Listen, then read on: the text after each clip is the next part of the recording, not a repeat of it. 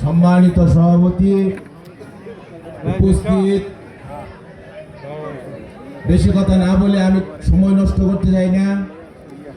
বারবার কারা নির্যাতিত নেতা, ত্রিশালের সফল নেতা, যুবদলের বর্তমান যুবদলের প্রাণ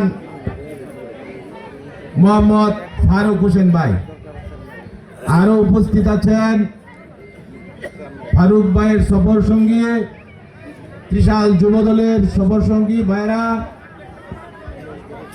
1 নং ওয়ার্ড যুবদলের ভাইরা, আমার 1 নং ওয়ার্ডের বিভিন্ন দলের নেতৃবৃন্দ, সামনে উপবিষ্ট 1 নং ওয়ার্ডের সম্মানিত ভোটারবৃন্দ,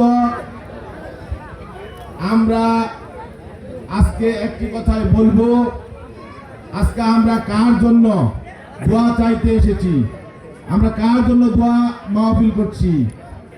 তিনি আমাদের আপুসী নেত্রী বেগম খালেদা জিয়া জন্য।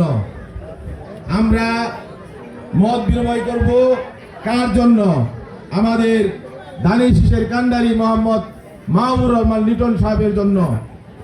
আপনারা অবগত আছেন যে বিগত 17 বছর 22-23 বছর যাবৎ এই ত্রিশালে উনি চাষাবাদ করে আসছেন এই বিএনপির জন্য।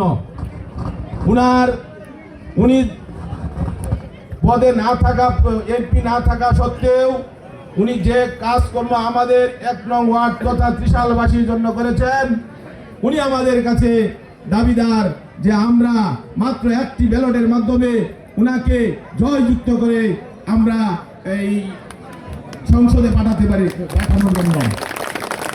তাই সময় বেশি নষ্ট না করে যিনারা ত্রিশাল থেকে আসছেন ওনাদের কথা শুনবো। আমি আমার 1 নং ওয়ার্ডবাসীর পক্ষ থেকে, 1 নং ওয়ার্ডবাসীর বিএনপির পক্ষ থেকে আপনাদেরকে মত, যেহেতু এটা মত বিনিময় সভা, আপনারা, আমি দু একটা কথা বলতে পারি না আপনাদের জন্য?